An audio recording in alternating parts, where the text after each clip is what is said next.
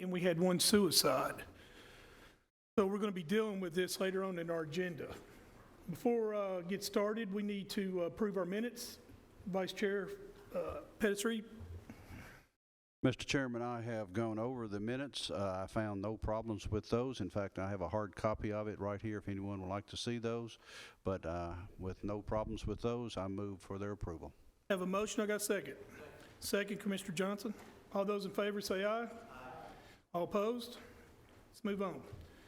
We are announcing 5 vacancies for the Juvenile Detention Board. Number 3, we're confirming 6 vacancies for the Rutherford County Board of Health. We have 4 applicants. So you gentlemen, they're on your list. They are Chad Mills, James Gardner, Julie Steed, and Tammy Adams.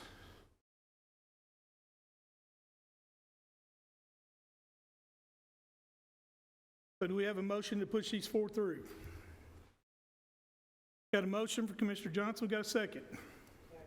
Second, Commissioner Rather. All those in favor say aye. Aye. Oppose?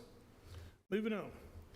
We need to confirm 2 county representative vacancies at the Linebaugh Library Board. We have 2 applications for that. They are Powers and Wells. So I need a motion if we want to carry these through. Mr. Chairman, I move for these 2 individuals to be chosen. All right, I have a motion. I have a second. Second, Commissioner Rather. All those in favor say aye. Aye. All right, next is our Community Health Board. We have 2 openings and we have 3 applicants. CCRC Board, I'm sorry. Community Care. We have 2 spots. We have 3 applicants. Joanne Medlin and Johnson are seeking reappointment. And we have Mike Curtis. So would you like to come up, Ms. Medlin, and introduce yourself? I believe everybody's here, so.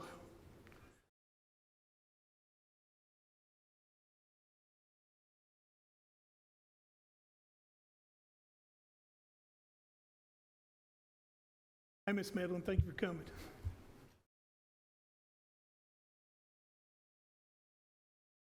Now go. I'm Joanna Medlin, and I've applied again for this position. I've been on it before, and I thoroughly enjoy it out there. And I'm able to furnish a little fruit tea to them out there every once in a while for their gatherings, and enjoy going and seeing the progress that's been made. We got a new wing that's opened up that people have just moved into, so it's a wonderful time, and we want to keep going. Any questions? Thank you for your service, Ms. Medlin. Thank you. Mr. Johnson, are you here? Mrs. Johnson, forgive me.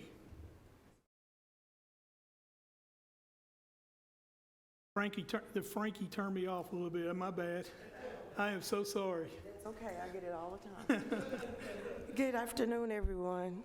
I'm Frankie Johnson, and I've been on the Community Care Board since 2005. I've enjoyed it. It's not a joke. It's a commitment to my county, and I'm just grateful to be able to work with a team that's concerned about the welfare of Rutherford County, and I would love to continue another term. Thank you. Any questions? Thank you for your service, Ms. Johnson. Mike?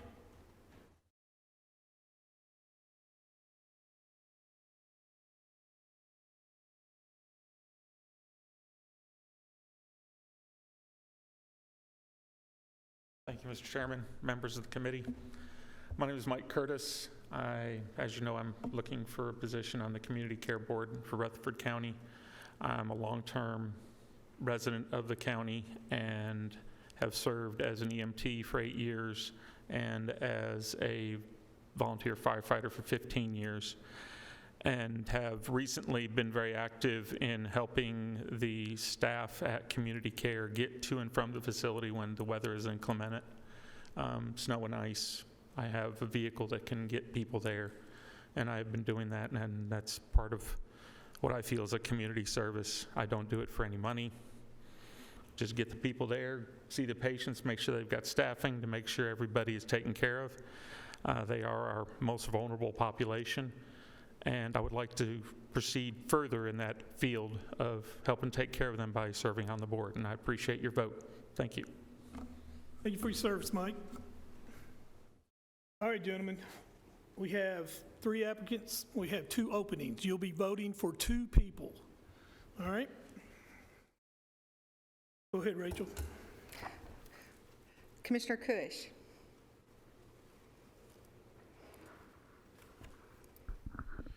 I'm going to do, hold on. Sorry. I'm going to do Johnson and Curtis. Johnson and Curtis. Commissioner Stevens. Johnson and Medlin.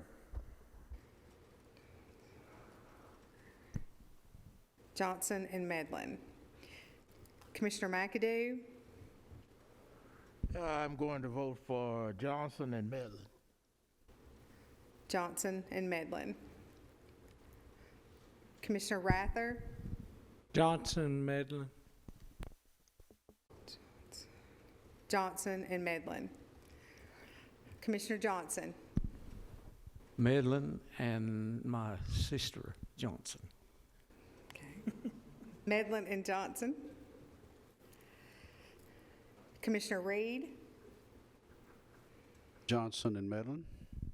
Johnson and Medlin. Chairman Harris. Johnson, Medlin. Johnson and Medlin. All right, congratulations, Ms. Johnson. Congratulations, Ms. Medlin. Okay, moving on. Establish a select committee for distribution of funds from the opioid settlement proceeds. We need to form a board. We are going to be getting our first payment in for the opioid settlement that came in. So we're going to get approximately $82,286.36. We have to be able to have a board so that we can take applications in to look at how we can distribute this money. This board will have to be, any findings or any recommendations that they have will have to go to the budget committee. And then once it passes through the budget committee, then the county commission will vote on it. So is there any questions on this?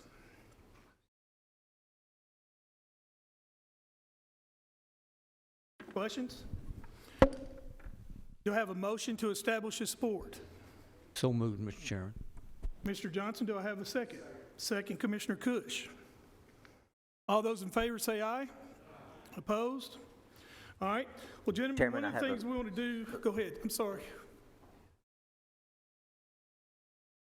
Sorry, Robert. I wanted to ask a question. Is this a paid committee or a non-paid committee? Non-paid. Okay, just want to be sure when that comes to budget, we'll have the answer.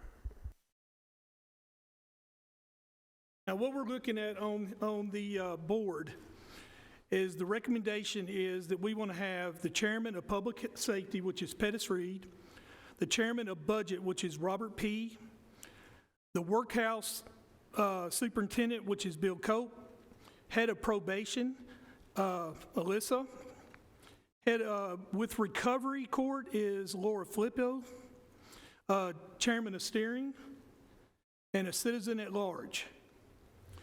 All those we recommend are Bill Cope, Alissa Phillips, Lori Flippo, Tricia Breeding, Pettus Reed, Craig Harris, and Robert Peay. Any questions? Do I have a motion to recommend? So moved. Mr. Johnson, do I have a second? Second. Commissioner Rather. All those in favor say aye. All those opposed? Good, moving on. The next item is to confirm members to the Rutherford County Adult Entertainment Board. We are not establishing this board. This board was established in 2003. We have had received an application, and the board is supposed to oversee this, and we have not had anybody on this board since 2003. So these are not appointments by the steering committee. This is appointments by the mayor. So, Mayor, you want to say your name? Sure. Who you got? Thank you, Mr. Chairman. So this was established in 2003. I didn't even know it existed. Some of you may have remembered and forgot, but it hasn't. I think it was established before that. It was under Miss Allen's tenure, but the last meeting that we could find was in 2003. I received a letter from our clerk, county clerk, and Lisa said that we needed, because she had received, her office is who receives the applications to establish one of these venues in our county. She received an application. Unfortunately, it was, or fortunately, I should correct that by saying, fortunately, it wasn't. I'll just say that it wasn't completed. Strike the fortunately or unfortunately part. I'll be neutral on it. Anyway, so I told her to send it back to the person applying, and in the meantime, I'll try to reestablish the board. So I called the ones that were on the board back in 2003, and all of them had no interest except for Mr. Scarlett, which is Paul Scarlett.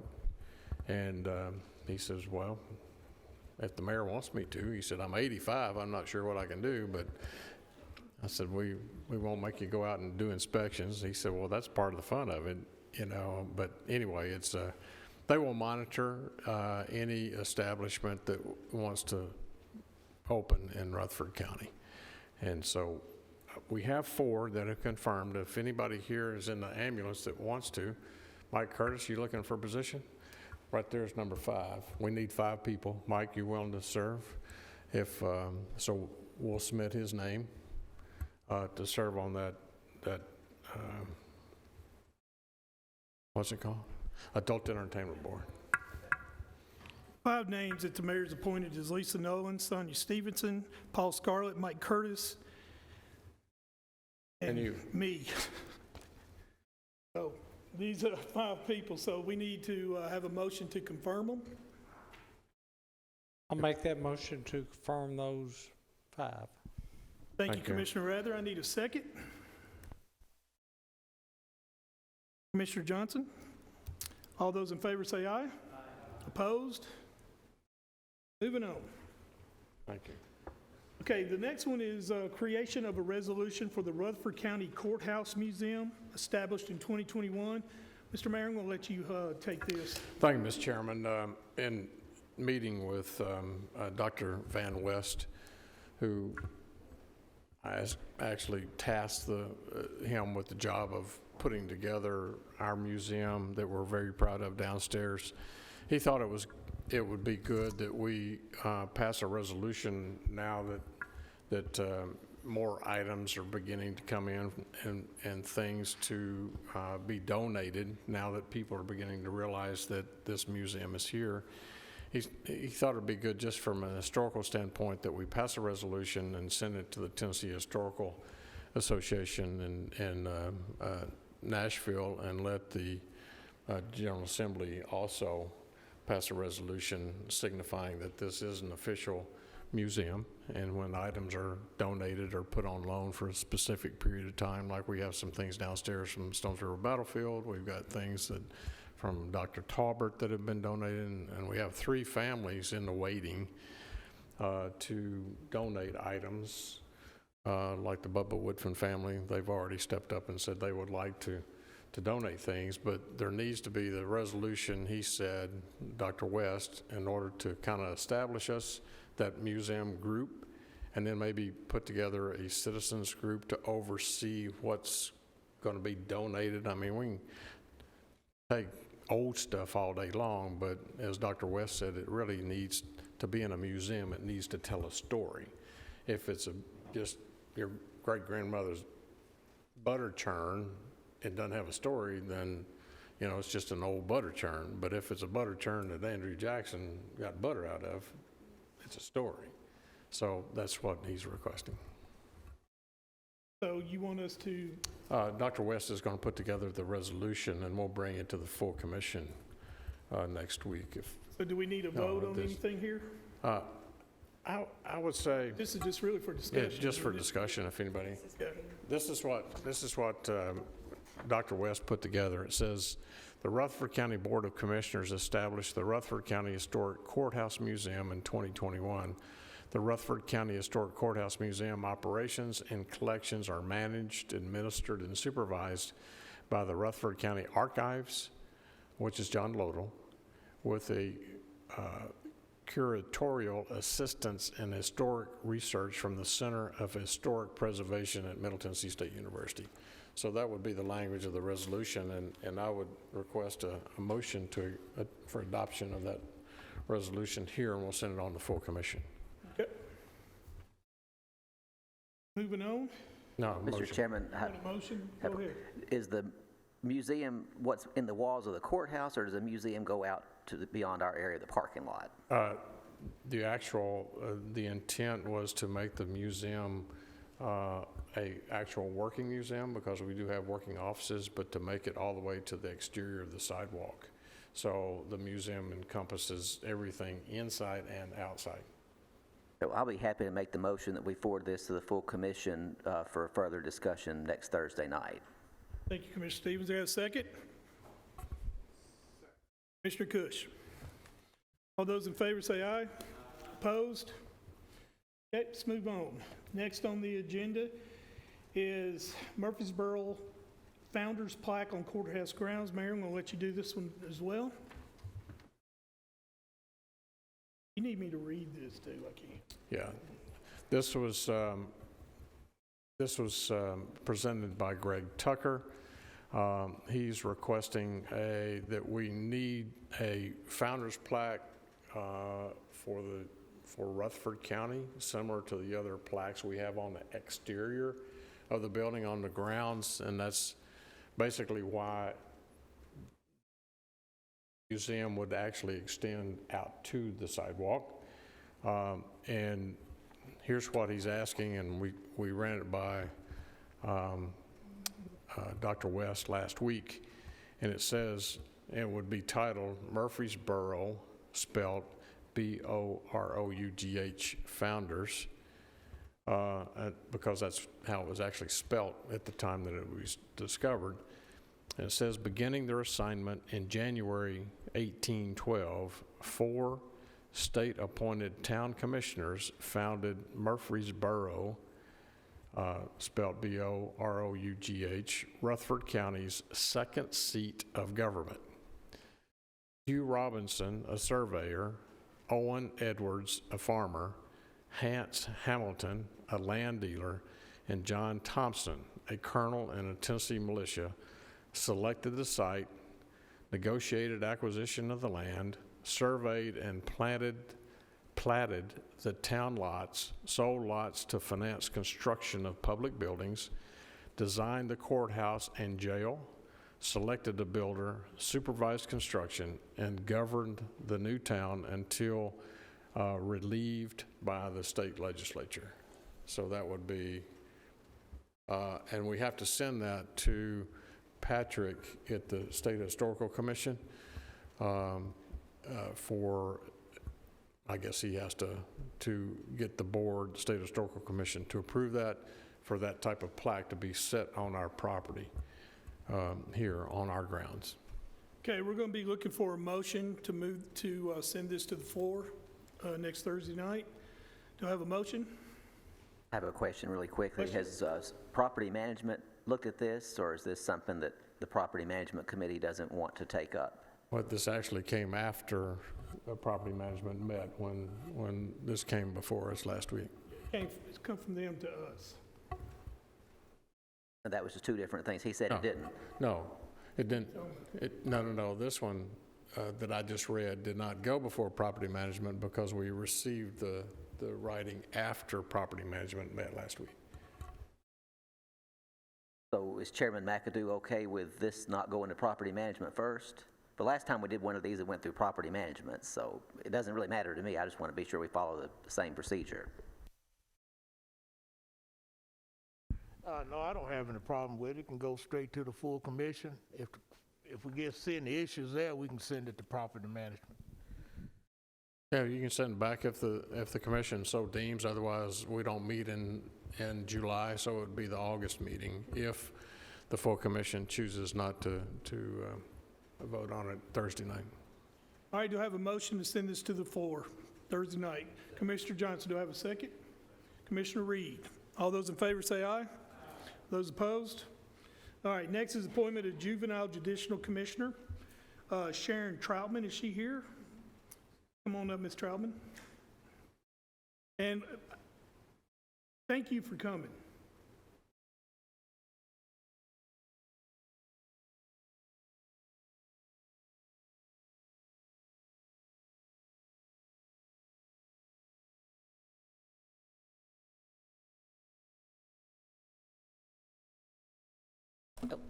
Now go. I'm the Judicial Commissioner for the Juvenile Court. I am currently the only Judicial Commissioner for Juvenile Court. I'm there Monday through Friday from 3:30 p.m. to 11 p.m. I made myself notes because I'm not a public speaker. I've been at Juvenile Court since 2018. Before that, I was with General Sessions Judicial Commissioners from 2006 to 2016. I do petitions for truancies, probation violations, delinquent unruly charges. I feel that being at Juvenile is an asset to the officers because they don't have to drop off the juvenile, go over to the jail, get a petition, come back. Sometimes they're busy or over at the jail and it takes them a long time, and the juvenile ends up being detained longer than they really need to be. Also, the juveniles don't have to go and speak to the commissioners over there. They have a little bit more privacy where I am, and they don't have to go over to an adult detention center and see and hear things they probably shouldn't hear. But I do enjoy my job. I love serving the Rutherford County, the officers and the private citizens, and I hope to serve for a long time. Thank you. Do we got any questions? None? All right, thank you. Thank you. Okay, do I have a motion to confirm? Commissioner Cush, do I have a second? Second. Second, Commissioner Rather. All those in favor say aye. All those opposed? Congratulations, Ms. Stephenson. Ms. Troutman. All right, come on up, Sonya Stephenson.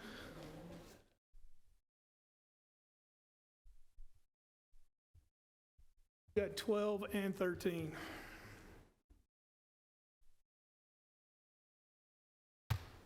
Get to be a judicial commissioner too, right? Yep. Just kidding. Okay. Oops. So number 12 should have on your SharePoint. I put the report out there this month on that. I thought it would be easier for you. This is just the overall. So for ADA, the ADA is anything that's a request. It's a interpreter. If someone is hearing impaired, it's if an employee needs accommodation, if a citizen needs an accommodation for getting into court, any of those type things. So we had 15 of those situations. We had 8 personnel changes. Let me get to my page on that. And those would be demotions, promotions, or transfers. So we had 8 of those during the month of May. Audits. We are currently conducting our I-9 and our inactive medical and personnel under the retention records requirements established by the state of Tennessee. After 7 years, the records no longer have to be in hard copy, and so we go through and purge those that are hard copies and make those into electronic copies until they no longer have to be preserved. So we are currently in that active audit process right now. Benefits, the benefits items are anyone who needs assistance in maybe getting into an alcohol drug treatment program, an EAP referral, grief assistance if someone's lost a family member, those type things, sick leave donations. We had 10 different situations for that with those assistants. Community involvement, we had several events this past month. The Chamber CVB, we participate in the Visitors Bureau to highlight the items that are going on in the county that others may be interested in. We also have the Read to Succeed. Lindsay in my office is on the Read to Succeed board, and so she participates in that as giving back to the community. We did mock interviews, and we also did 2 different sessions of going out to the schools for career days, and we had some of our public safety individuals that did that as well. Events, we didn't have any events this month. Leave, we had 75 new and active FMLAs this month, which is a large number. Those, unfortunately, have been going up pretty much ever since COVID hit. We've had a higher number of FMLAs. Extended sick leave, we've had 9. Military leave, 3, OJI, and then personal leave. So those totaled 101 for the month of May. Legal services, those are just items that we do in order for preparation, anything that may come across the desk, and we had 7 situations for that. Offboarding turnover, we had 24 exit interviews, 22 resignations, and 2 retirements in the month of May. Onboarding, we had 53 new hires this month, 95 salary evaluations for individuals who were getting transferred, promoted, or to determine if when we did the offer, whether or not they would accept the position based on the pay. So of those, we had 151 unique situations. Policy changes, we had 3 different policy changes or updates this month. 1 special promotion through the Treetop Adventures for our employees. For recruitment, we had 733 unique applications and processes. During this month, we received 260 applications, 123 interviews, 35 job postings, and 54 declination letters for the month of May. Reports and surveys, we had 199 open records requests this month, 53 for new hire reporting, 31 turnover reports, 17 verifications of employments, 37 background checks for a total of 429 unique situations. Special projects, we've got 67 special projects going on right now. One of the ones was in preparation for the finance director applications to determine which entities require CPA, if the body decided that they wanted to change that criteria. So that was one of the projects that we had. Another project was the military audit that Lindsay has been working on, university and college recruitment, and social media postings by our office for a total of 67. Evaluation and testing, we had 41 pre-employment drug screens, 10 randoms, 37 background checks, 20 MPIs, physicals, fit for duties, TB, testing for our employees, and that totaled to 128 unique items. And for Title VI, Title VI is where we secure interpreters for either the court settings, we translate documents for recovery court if they have a participant that's going to go through their program that doesn't speak English, we will translate those materials. And any of the other departments utilize this service. Building codes, if somebody comes in to get a building permit, our Ag Center, we had 54 requests for either translations or interpretations in the month of May. And then training, we trained 430 individuals this month, 31 on drug-free workplace, 31 on employee handbook, 337 for Title VI, and then 31 for sexual harassment. And that concludes my report. Any questions? I have one. How many openings do we have right now? Oh, I did not bring that. Okay. I know we've got like 52 in the sheriff's office. Sorry, I should have brought that It's forward. okay. Do you know if the detention center has the majority of the 52 openings? Talking about at the sheriff's office? Yes. I think it's probably a mixture of Okay. patrol officers and detention. I know we've only got a couple at the ambulance service. I think we have one at fire, and he hasn't even left yet. We just have one resignation for an individual who's leaving the fire department to go be a train engineer. So he's not going to work in another field of fire. He's going to work to be a conductor on a train for CSX. We've got 2 openings in recovery court. We don't have any openings in insurance and risk management and in HR. Mayor, so the majority of the positions are going to be paused. The sheriff's office, I'm not sure how many juvenile detention housing in the correctional work center, but that's where the majority of our openings are. Okay. Do we have a motion to approve Sonia's report? Commissioner Johnson, do I have a second? Commissioner Reed, all those in favor say aye. All right, gentlemen, now we're going to get into our policy changes. First one is our military leave. So I had, Nick and I need to confer on one last item, but I went ahead and put it on your SharePoint. There's one area that the county can always give a greater benefit. You just can't give a lesser benefit. And so the state of Tennessee law is one of the areas where they amended USERRA, which is the, under the Military Rights Act is what it is that established what we do for those individuals in the military. State of Tennessee added an additional few days to anybody who was on leave. The way it's written, the state of Tennessee policy is the only area that's gray, and I know that Nick is still looking at this to make sure, but I wanted to bring it forth, is USERRA says 15 days, but the state of Tennessee policy, when they wrote it, they put language in there, and it said, in duty or training in the service of the state of Tennessee or of the United States under competent orders. So there's 2 different types of orders through the military. Whenever you get leave orders, they're under Title 10 or they're under Title 32. Title 10 is under the federal government, and that means you're going active duty, potentially to war, special training, those type things. And then Title 32 is where the state, the governor can do orders. They can execute people to assist with the law enforcement or any number of things. So the state of Tennessee policy says the 20 days, and USERRA says the 15. Nothing would prohibit us, so I guess that's why I'm kind of asking so that Nick doesn't have to go through a whole bunch of research.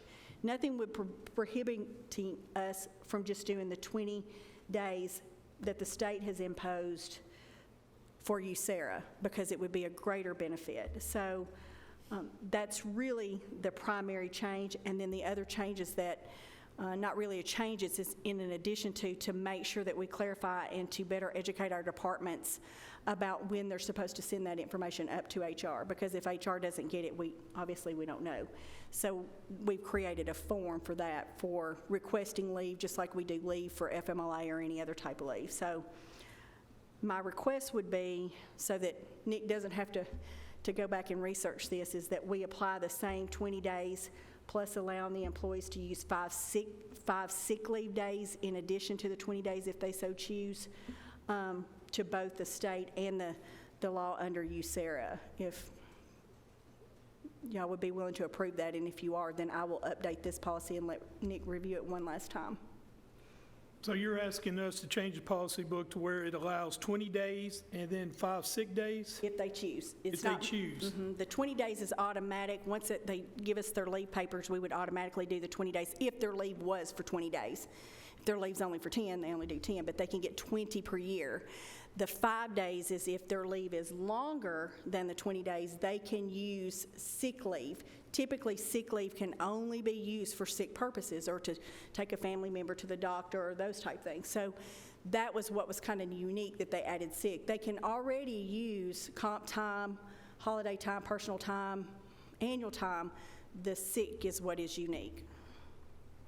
Okay. Gentlemen, the question on the floor is, do we want to change our policy handbook in which it says that we allow 20 days for leave and then 5 sick days if they so choose? Commissioner Johnson. Thank you, Mr. Chairman. I have one question. Would this kind of get us in line with other entities, how they handle this? Are you familiar with any of the other entities? So So some, I mean, it's a mixed bag. I pulled the city of Murfreesboro, some of the other that we compare to, and most people do not address the USERRA part in it, but USERRA is the federal law, and that's what was initially addressed in our handbook to begin with. We are adding in the state law piece of it to correct that. So I think to save on confusion, to ensure that we don't inadequately apply the leave, that the 20 days to me would be well, one, it's okay to do, and I think that it would help us to be very consistent about our leave policies, if that makes sense, for the military. So some are doing the 20 plus 5 already, some are just doing the 20 for USERRA. The state law, everybody has to comply with that. It's the USERRA if we want to do a greater benefit. Are you recommending it? Yes. So moved, Mr. Chairman. I have a motion, do I have a second?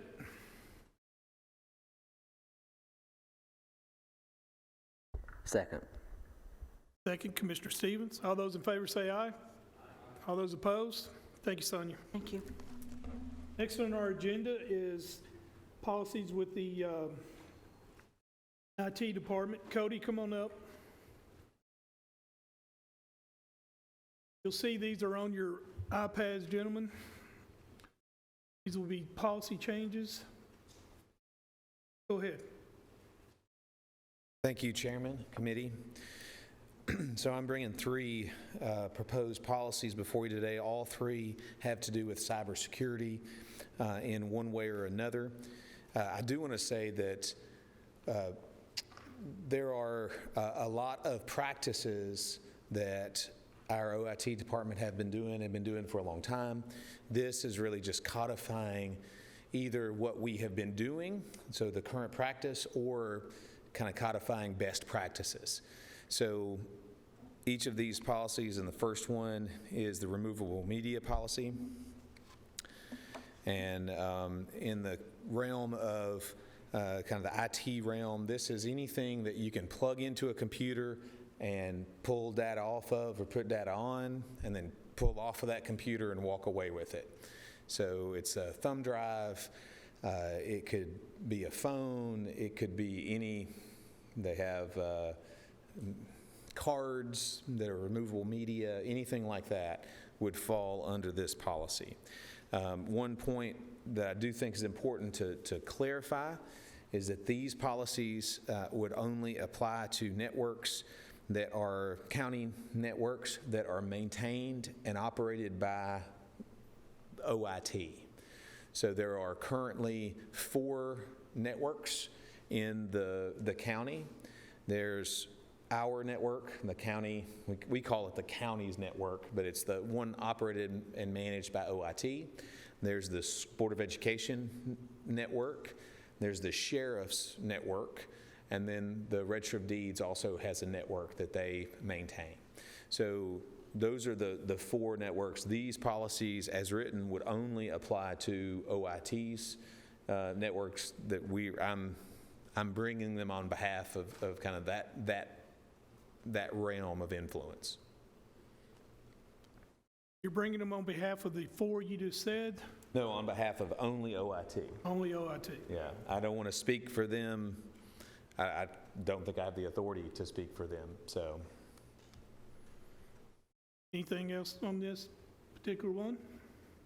No, I'll be happy to answer any kind of questions. They're relatively straightforward. We tried to not write them, no offense to the attorneys in the room, but tried to not write them as attorneys. We wrote them as IT people, so. Are there any questions? I have one, Mr. Chairman. Commissioner Rather? Thank you. Give me an example of why somebody plug in, upload something to a thumb drive, and go somewhere else with it.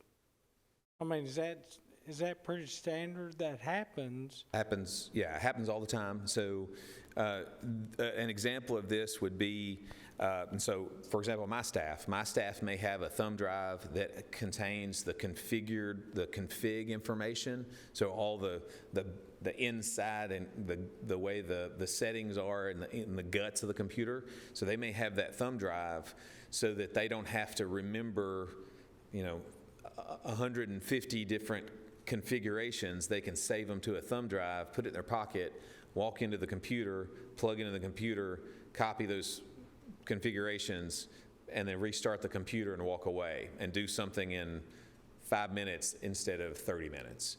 But that would happen, if you had a bunch of files. Some of our departments use them for backup. So they put a thumb drive in and save to that thumb drive every day, and that's their backup for that night. Some entities, so that's something that removable media is used for. Some entities use it to move between offices. So if they are at a Juvenile, for example, and they need to take those documents, something big to get printed, they may put that on that thumb drive, take it off, and bring it back over to the JC, plug it in, and print that stuff. So yeah, this is a pretty common action, and that's one reason why we really need some clarification, because right now there's no real clarity about what's allowed and what's not. And anytime a device is plugged into our network or something is put into a device that's on our network, that's an exposure. That's a point of risk and a point of basically being compromised. So we're trying to really ratchet that down to limit in any way we can exposure to a cybersecurity threat.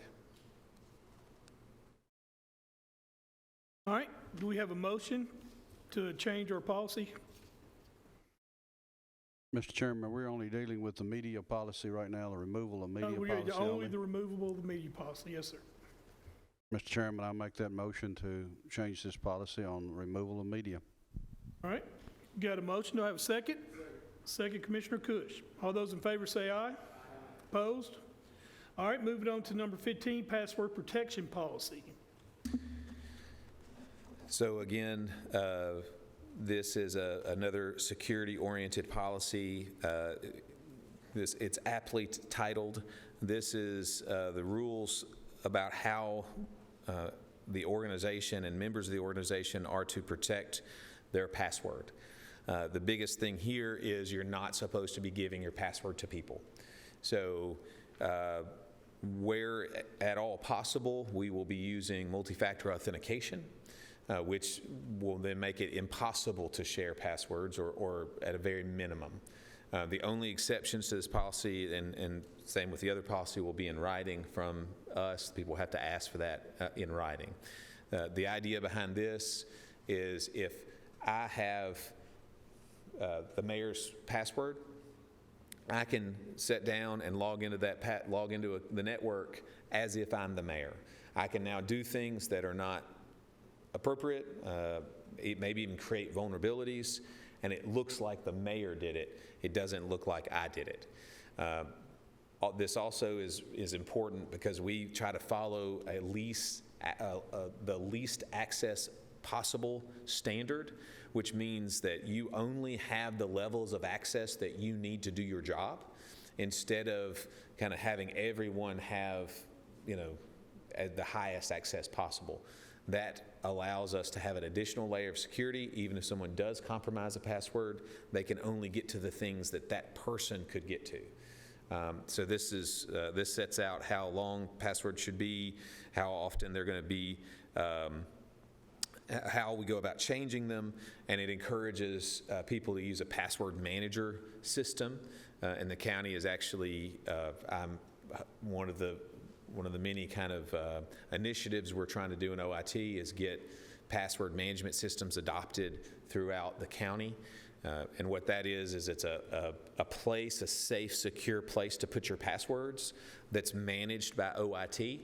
So if we have, for example, we've had, Lord forbid, if a director passes away or if someone gets fired, we have access to those passwords so that the organization just doesn't stop working because nobody knows how to log into that system and change something. All those passwords are managed in a system that OIT can access if we need to. Cody, have we ever looked into where we have expiration passwords, where the passwords expire to a certain amount of time? Yeah, so that is how, for a long time, that was the thought to be the best practice. That has recently, Microsoft late last year, early this year, has changed the kind of industry standard guidance for passwords. By forcing passwords to change, you basically make people write them down or create weak passwords. So if you were to name, for example, it's county password 1, and then it expires and you write county password 2. So those are really weak passwords, the incrementally increased passwords. The new standard, and this is what this policy reflects, is to make a very secure password and never change it. So you get one password that's really secure. We actually recommend passphrases, things like Bob ate all of Susie's cookies, ! That password is incredibly secure. Especially if you use 8, the letter 8 instead of the word 8, you put in substitutions like that, incredibly secure password. So instead of changing passwords all the time, which makes people write them down to keep up with them, you make one password that everyone can remember, or that the person can remember, and you don't ever change it unless it gets compromised. And that also, when we've been pushing for this, we've been trying to really move towards single sign-on, which is anywhere we can, we connect a program that wants a sign-in to our Active Directory, so that you only have to remember, we're trying to get the number of passwords you have to remember down. Because basically, what has been found over the cybersecurity world as they've done research is you are more often compromised by the notepad that has the codes written down, the passwords. That ends up being the most common way that people get taken. And if you can make it where they actually remember their password, then you can get rid of that vulnerability. Well, learn something. So we need a motion to set this for our policy on password. We have a motion. Commissioner Cush, we have a second. Commissioner Rather. All those in favor say aye. All those opposed? Moving on. Password construction guidelines. So this goes hand in hand with the password protection policy. So this is the actual specifics about how to make those strong passwords. So the other policy was about protecting it, and this policy is about how you construct a strong password. This would apply to not only, so one question I had for my team was, why do we need this policy? We can set the network login password. We can just make it required to be this long and this complicated. And my team was quick to remind me or point out to me that there are a myriad of different systems that we don't manage that are still on our network. So this is all the different passwords in different elected offices, elected officials' offices, or the different divisions' offices that reside on our network, but we don't manage them. So we can't change the passwords. We can't set the passwords to be certain things.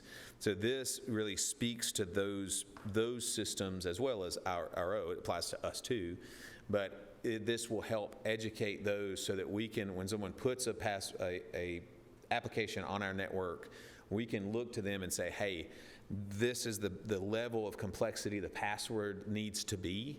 So you need to make it meet our policy so that it is secure. Okay, any questions? Got a motion approved by Cush, Chairman Cush. Do I have a second? Second, Commissioner Rather. All those in favor say aye. Opposed? Thank you, Cody. Thank you, committee. Thank you, Chairman. Gentlemen, next on our list is a litigation list. It is on your iPads. Is there any questions on these? Seeing none, we'll move on. Next on the agenda is Chairman of Commission Handbook Policy Change. Gentlemen, this is changing the policy on county commissioner becoming chairman of the commission. So this is what is wanting to be done here is we're wanting to change to where a county commissioner at this moment, if he becomes chairman of the commission, does not receive any pay and cannot be on any standing committees. What we're proposing here is that we change the handbook to where it says that if a county commissioner is elected as the chairman, he will be able to serve on any standing committees he is elected to, and he will also be paid for those committees, and he can also be chairman of those committees. Now,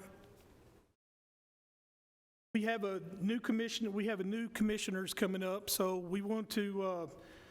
We have been told by some Bible candidates that some of the mayor candidates do not want to be chairman, so we have not been in this situation, so we need to address this so that we have all of our questions answered for the next terms that are coming up. Is there any questions? Mr. Stevens. I have a few questions about how this will work. So we brought this up 3 years ago, and the consensus then was that it was a dumb idea and was stupid, is what one of the members of the committee said to another member. And I'm intrigued now as to why this is such a great idea. Everybody wants to do it now. Can I answer that question? Can I answer? Sure. Well, the reason that we're doing this is two reasons. Some of us want to separate the legislative and the executive, but probably the main reason is the candidates, viable candidates, have informed and met with several commissioners saying they do not want to be chairman, and we have not been faced with this situation. Well, I know that Joe Carr is really pushing hard for this, and it's interesting that the dynamic has completely shifted 180 there, but hopefully everyone got their state constitution out and realized that this is how it should have been done all along. In fact, it was this way 40 years ago. I think Jim Cope was the last chair of the commission, and he got elected as county attorney, and then the commission made the mayor the chair after that, and it just stayed that way. But we're the only big county that does things this way. It does not make sense for the mayor to be running the legislative branch. You know, the governor doesn't run the General Assembly, the president doesn't run Congress. I'm not sure why we want to do that here. So I'm very much in favor of this. When I looked at this several years ago, the best way to do it, I think, is to put the chairman on a salary and make the chairman a voting member of each committee that does not get committee pay. I mean, the chairman is going to have to be involved with all the committees. They're going to have to be up here a lot more and very engaged with everything. And I'm not sure what they should get paid for 6 or 7 committees each month. That's going to be a lot of money. But if they get like a $2,000 salary a month and don't get the committee pay too, they could vote on each committee and be recognized as someone to give feedback and input, but they get a set amount each month. There's going to be a lot more responsibility for that person than just going to meetings. They're going to have set agendas. They're going to have inquiries all the time, ribbon cuttings. I mean, you name it. It's going to greatly enhance this person's job responsibilities. And also the chairman pro tem, the statute says that that person can be paid additional funds than what the average commissioner makes too. But I don't think that the chair of the commission should also chair a committee too. I think that's centralizing too much power in one person. There's plenty of people here that can do that, and we can spread it around a little bit and still get everything done.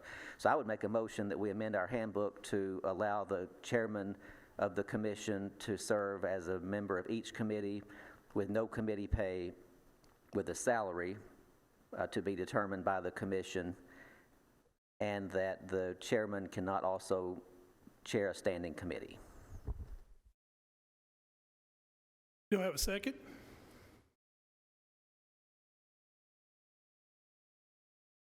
Any discussion? Mr. McAdoo.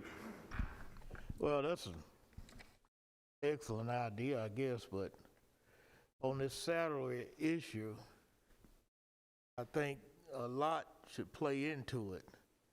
You can make a salary, and I've seen it done, and I never see you at the meeting. In other words, if you're on a committee and you get committee pay, if you show up, you get to pay. If you don't show up, you don't get to pay. But when you start talking about salary, I could be anywhere. say, oh, I can't make it to that night or whatever, so on and so forth.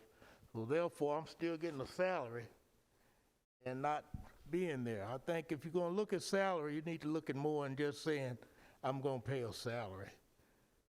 That's what I'm bringing up on that.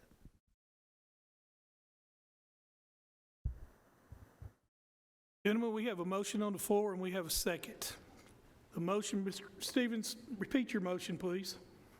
The motion was that if a commissioner is the chairman of the commission, that the chairman is a member of each standing committee and is paid a salary to be determined by the full commission, and that the chairman cannot also serve as the chairman of a standing committee.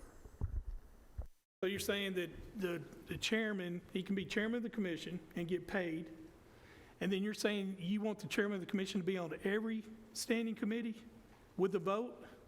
Yes, and that doesn't necessarily mean the chairman's going to go to every committee meeting or need to be there, but if they want to be there and vote, that's how the state does it. Well, I mean, I guess I have a problem with that, Roberts, because then you're going to have 8 votes and it could be a tie. So wouldn't that cause a problem? I mean, you and Chairman Cush are put it on the basis too much power to be a chairman, but is this not giving a whole lot of power right here? This chairman's going to have to be very engaged with each committee. I mean, this is not a radical idea. This is how the state legislature does it. The speaker is a member of every committee, and they don't go to some of the meetings, and if they are needed, if somebody's absent, or if there's a really important issue or some reason for them to be there, they can be, and they'll be recognized and can cast a vote, too. But this person's responsibility level is going to go way up, and they're going to have to be greatly involved with everything that's going on. And this more than just sitting there at the commission meeting and running a meeting. This person's going to have to be at every committee and be very involved with everything that's going on. It's a huge responsibility. Well, right now we have a motion on the floor and we have a second. So Rachel, I want to do this roll call, please. Does everybody understand before we vote? Commissioner Rather? I have a question. Is it, and this is for you and maybe clarify with Commissioner Stevens, the voting part is what I keep thinking about. Could it be that they only vote because we have committees where there's 6 people because somebody's out? Could it be that that chairman could only vote if there was somebody absent? I don't know, it just popped in my head. Well, if I can respond to that, my answer would be that you're diluting someone's constituents' ability to vote. Like if the chairman can only vote if there's 6 people there, if it's a tie, and can't be involved and vote on all the other matters, and their constituents aren't necessarily being as represented as everyone else is. So to me, that person should be able to cast a vote at every meeting. Everybody understand? All right, we're voting on this motion. Go ahead, Rachel. It's yes for, no against. Commissioner Stevens? Yes. Commissioner McAdoo? Commissioner Rather? Yes. Commissioner Johnson? No. Commissioner Reed? No. Commissioner Cush? Yes. Chairman Harris? No. All right, gentlemen. Thank you. Motion's defeated. All right. Do we have a motion to change the handbook for the chairmanship according to what was told before, which is that the chairman of the commission can be on a standing committee, he can be paid to be on a standing committee, and he can be a chairman on that standing standing committee, and he will be paid. So do we have a motion? Go ahead. Oh, the question is, like I brought up before, if we go with this and the chairman can be on the committees and get paid or whatnot, would he have to be present? Yes, yeah, Commissioner. He would have to be present. He for is the no different than committees? what he is right now. I mean, Okay. it's no different than me being here or you being here. You get paid for being here. He's on a standing committee. He has a vote, because right now he doesn't have any vote on any committees whatsoever. Okay, and also, would he get paid as being chairman over the commission only if he's here? Yes, Okay, thank you. correct. So moved, Mr. Chairman. Do I have a second? Second, Commissioner McAdoo. Go ahead, Rachel. Can we have a little Oh, discussion? I'm sorry. Yeah, go ahead. Okay, so you're, the way the motion is and the way this is written, you're saying that the chair of the commission, do they still have to be involved in all the committees, right? And they do have voting responsibilities in all those committees? No, just the two that they're elected to. Okay, but they attend the others? They can be ex officio. Okay. Yeah, they can sit there, they can ask questions at the Okay. table. My only problem with that is the fact that they still have the ability to be chair. I think that's too much power to be a chair of a committee as well as chair of the committee. That's too much power for one person. Yeah. Commissioner Reed? Mr. Chairman, I think we're really fleshing out some things here, and I think this is all something that's totally new and whatever. When we're talking about whoever this individual ends up doing, yes, you're totally right that this is going to be some more responsibility that these individuals are going to have to do. And when you're talking about the fact that they can still serve on 2 committees, and that's how we'll be paying them, am I right? Yes, sir. When we say that they can also be chairman in those 2, as I'm sitting here trying to figure this out and think, if I'm chairman of the commission up there doing a commission meeting, and then all of a sudden I'm chairman of a committee out here and I need to report something from that committee, how do I do that?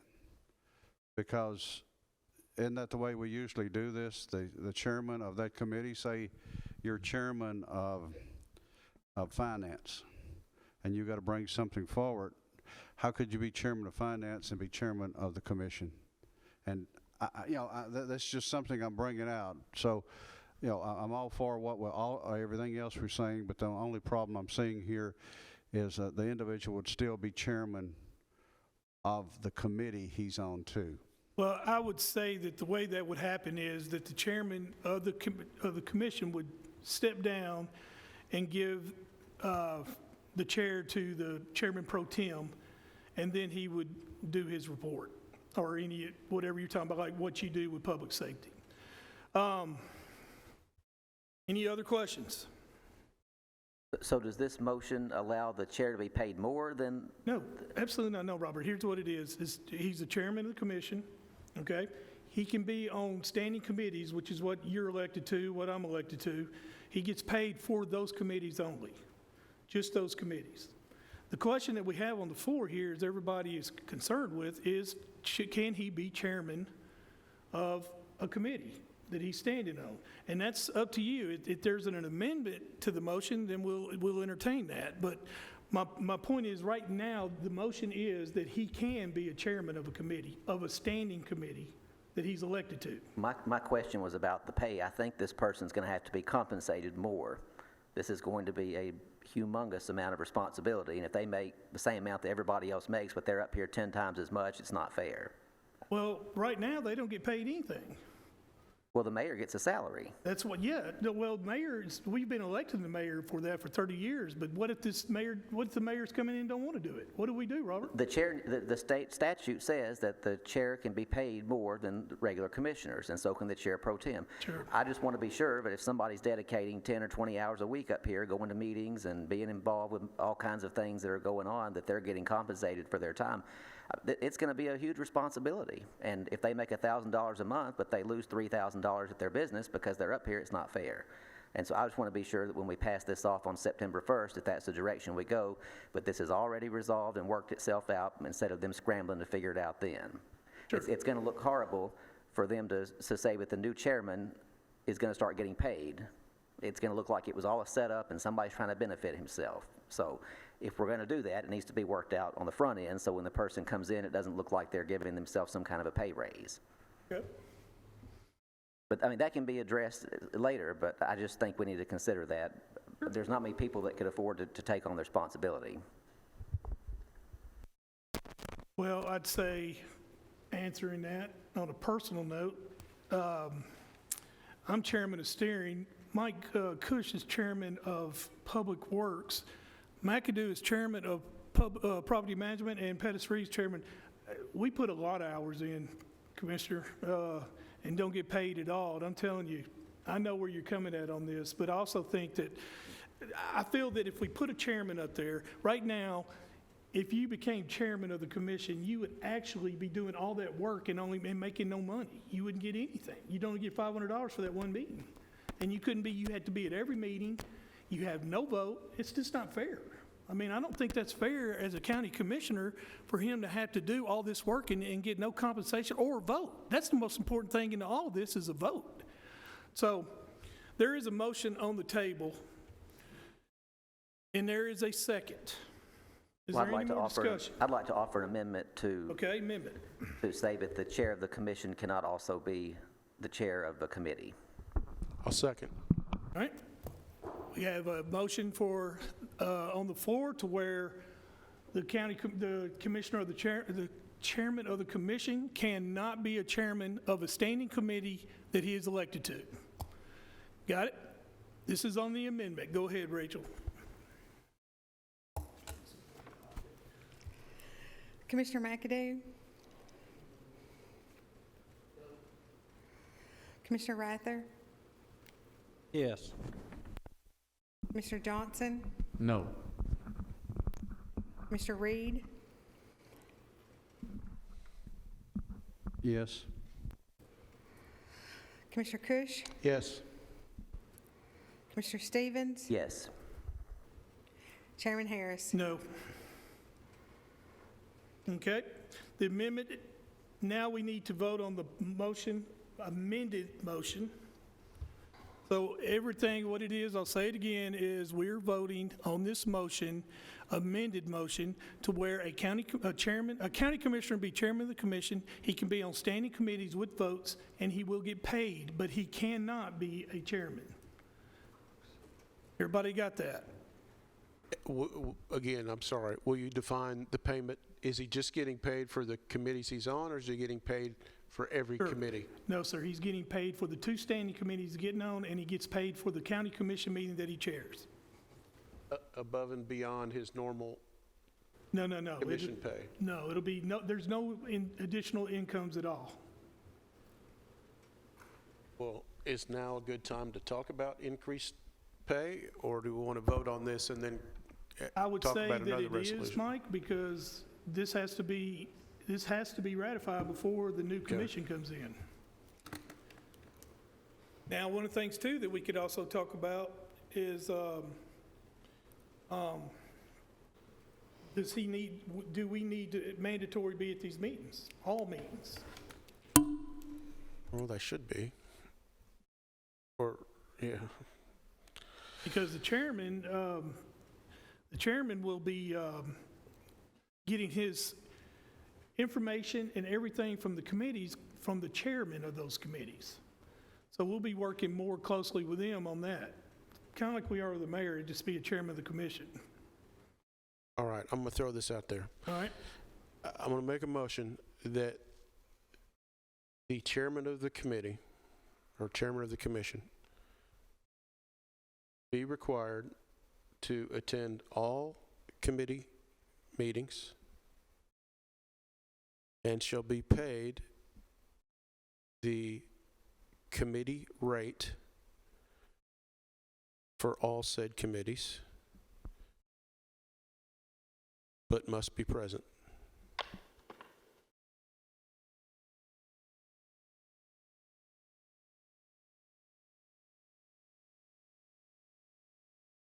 And maybe the second paragraph to that is do we agree that there should be an extra bump to chair the committee above and beyond your commissioner pay? This is, I mean, Mike, you can bring anything up. We have a motion on the floor. This would be an amendment, is what your motion Let's is. stick with this first motion, and Stick with the first motion? we'll go from there. All right, motion on the table is, as we said, option one, Rachel.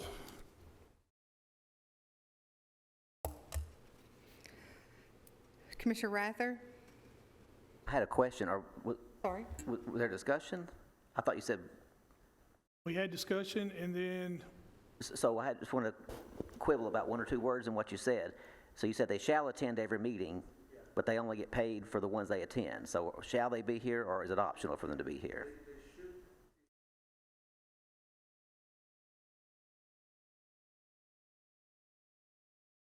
So does that mean he's a member of every committee?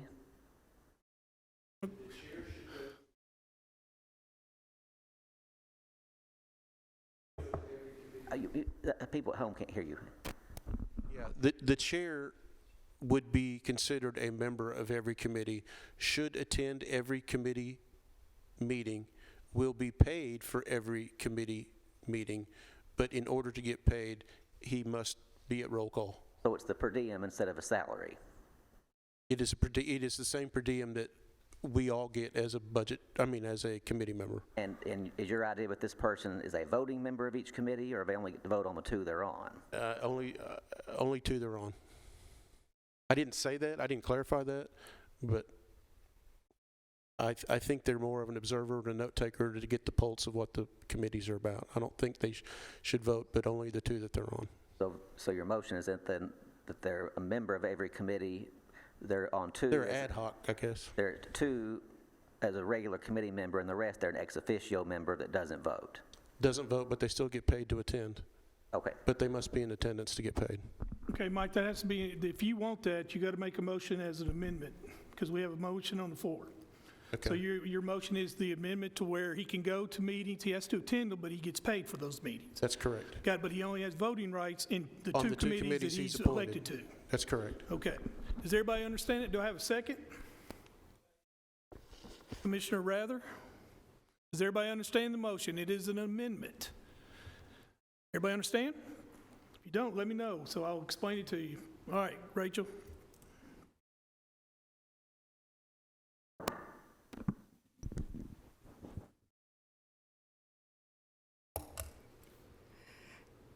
Commissioner Rather? Yes. Commissioner Johnson? Yes. Commissioner Reed? No. Commissioner Cush? Commissioner Stevens? Yes. Commissioner McAdoo? Chairman Harris? No. All right, now the original motion. So did it pass? Yes, it's Okay, we are now voting on the amended motion. The amended motion is as followed. The chairman of the commission can serve on standing committees that he is elected to. He will be paid for the two standing committees that he owns. He will be paid and have voting rights. Every meeting that he attends, he will be paid the same amount as we get paid on our meetings. So does everybody understand that? And is an ex officio member of the other committees that can be No recognized? voting right, only the standing committees, he has voting rights.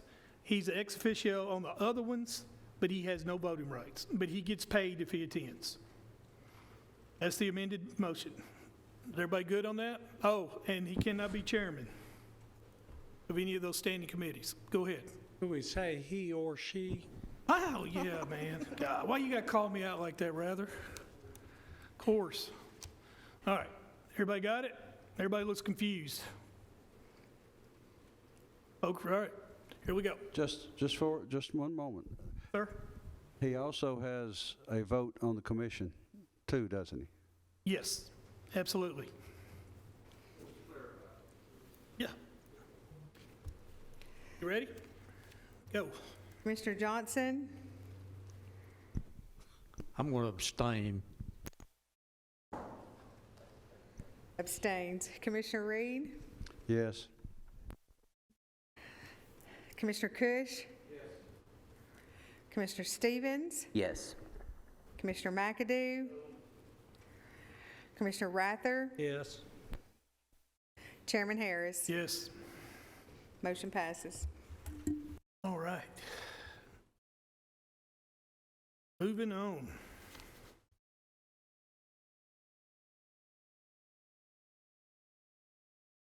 Shook up, excuse me. Next on the agenda is Rob Mitchell with C. Pacer. Come on up, Rob.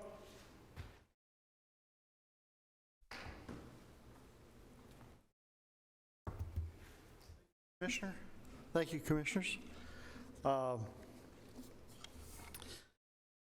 received a request from a representative of Pace Nation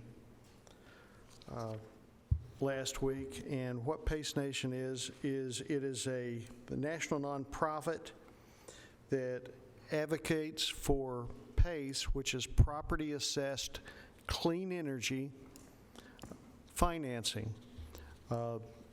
Property assessed clean energy is a financing mechanism that enables low-cost, long-term funding for energy efficiency, renewable energy, and water conservation projects. PACE financing is repaid as an assessment on the property's regular tax bill and is processed the same way as other local public benefit assessments, such as sidewalks, sewers, have been done for decades. Depending on local legislation, PACE can be used for commercial, nonprofit, and residential properties. The state of Tennessee empowered PACE 2 years ago, and it only affects commercial properties at this point in time. I forwarded over, it may be on your SharePoint, I forwarded it to Rachel, that explains if Rutherford County chooses to adopt and enable this legislation, they would require a resolution. At that point, you would establish the guidelines for how it's going to be managed. We have currently, Shelby County is in the process of enacting the legislation. Hamilton County, Robertson County, and Knox County. So Rutherford County would be the fifth involved in this. When we were discussing the legislation 2 years ago, the Assessors Association made the requirement that for our support, that if the county was going to undertake the effort to assess these properties and appraise them and track them, that there should be a compensation to the offices that were doing that work. Shelby County has adopted to use a third-party administrator, and they will receive the fees, and Shelby County will receive no compensation for doing the work. I would strongly suggest that Rutherford County adopt legislation that would allow us to receive 1% of the financing up to $50,000, which is what it's capped at, and not engage with a third-party administrator. But that's just my recommendation. It's up to the county commission on whether or not you want to support it, adopt it, or do nothing. So I'll take any questions that you have. What are you asking from this committee, Mr. Mitchell? Just to pass a resolution to the full commission to adopt a C-PACER program for Rutherford County, which would allow private banks to finance solar panels, heating and air, actually anything that's included in the IRS literature as being an energy efficiency improvement. There are lenders out there that are ready to lend this money. It's a great tool for economic development to have this, because if a large factory needed to do an expensive retrofit, they could have it financed and it would be paid for out of the increased property values that the improvement would bring to the property. Any questions? Okay. Do we have a motion for a resolution to adopt the C-PACER and send to the full commission? Mr. Johnson, Commissioner Cush. All those in favor say aye. Opposed? All right, gentlemen, I got to go back on something. This is, I had to let this off. Since we are allowing the chairman of the commission, county commissioner to be chairman of the commission, then we need to change the agenda, and let me read what that is. Each standing committee chairman should notify the chairman of the commission of the major matters to be reported to the commission no later than Monday prior to the next commission meeting, and items reported shall be included on the agenda. Do we understand it? Right now it goes to the mayor, but now it'll go to the chairman of the commission. Does everybody understand that? Do I have a motion to adopt that? Commissioner Rather, do I have a second? Commissioner Cush? Yes, sir. Yes, sir. All right. All those in favor say aye. Aye. Opposed? All right, gentlemen. Is there any other business? Actually, there is one more thing before that. July meeting. Yes, sir. Rachel, what was the vote on that a while ago regarding? On the changing of the agenda? Mm-hmm. Would you like a roll call? No, we had a roll call, but how was the vote, was it? I abstained. Oh, I believe it was 5-1.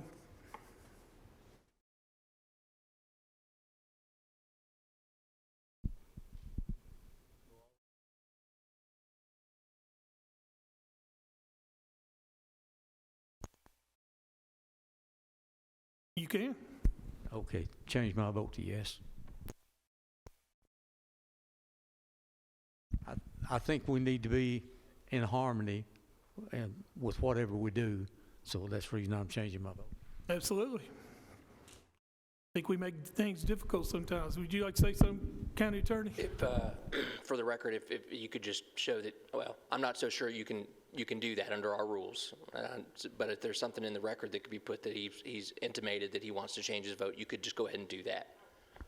Change it on the minutes of next In the minutes, of that's next what he meeting. desired to do. Yes. Got that? Yes. Okay. All right, July meeting. No July meeting. All right. Everybody enjoy your